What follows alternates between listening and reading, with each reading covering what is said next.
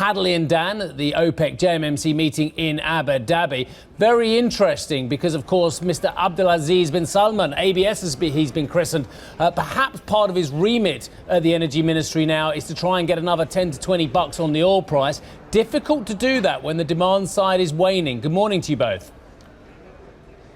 Good morning, Steve. Definitely it's difficult for him to get there, but it's certainly something that Saudi Arabia, as you very well know, really needs to see happening if they want to accomplish all the things that the Crown Prince, Mohammed bin Salman, wants to accomplish when it comes to the Saudi Vision 2030. But as you say, the JMMC meeting set to kick off in just a few minutes from now. We're all anxiously awaiting the arrival of these OPEC and OPEC Plus members. Questions, of course, about whether or not what we'll see today, at least from Prince Abdulaziz bin Sultan, whether that will actually be any different from the Saudi energy policy that we've seen up to this point. And I think it's very significant that the moves that we saw in the oil price yesterday didn't come off the back that we had a new Saudi energy minister who would essentially be not only setting energy policy and outlook for the Saudi economy, but also, of course, leading OPEC.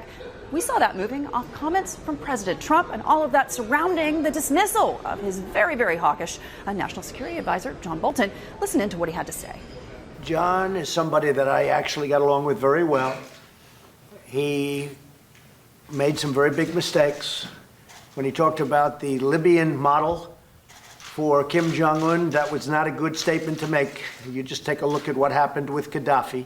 That was not a good statement to make. And it set us back.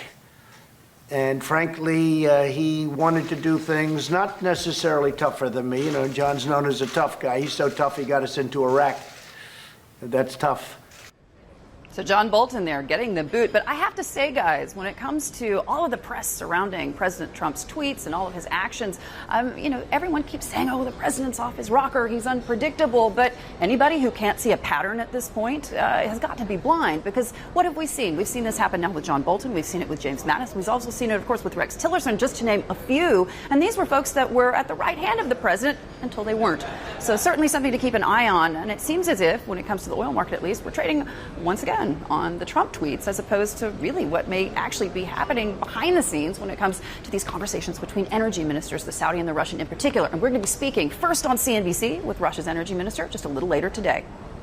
All right, excellent, Hadley. Thank you very much indeed for that. Looking forward to the Alexander Novak interview. Right, Dan is waiting for oil ministers to arrive. Gosh, these oil reporters are like buses, aren't they? You don't get one for ages, then you get two in a row. Hello, Dan. Hello there, Steve. Well, look, as you know, OPEC is a blood sport. We play fair, but we play to win. Let me bring you inside the Emirates Palace here in Abu Dhabi. This is a luxury five-star hotel right on the water here in Abu Dhabi. And this is the scene where these OPEC ministers are going to be coming forward to discuss the outlook for the market, not just towards the end of the year, but into 2020 as well, amid a slew of uncertainties. Take a look around the room at the moment. You can see here representatives from ministerial offices. We've got journalists from around the world, other delegates coming through in anticipation of this meeting.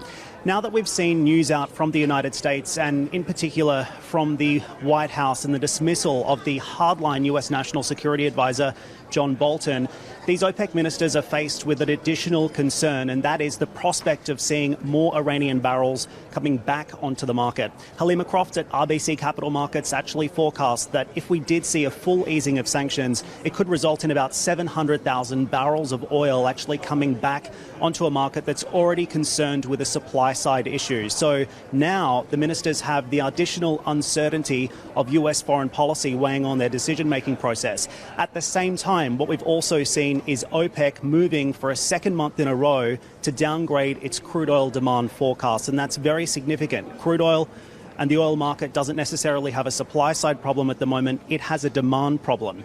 And also, out of the United States, US President Donald Trump still dealing with the trade war with China. That's certainly crimping global economic growth and also weighing on sentiment, because that has the potential to impact oil demand as well. So whether or not we will see these ministers actually coming together and deciding to make a move by deepening production cuts really remains to be seen. Most analysts that we've spoken to at this point say that is not a near-term probability. It's unlikely to happen. However, something's got to give. Oil prices are down about 20% this year alone, and with the amount of uncertainties facing these producers, clearly something may have to be done. At the same time, we also have the new Saudi energy minister in play, and this is going to be very, very interesting to watch as well.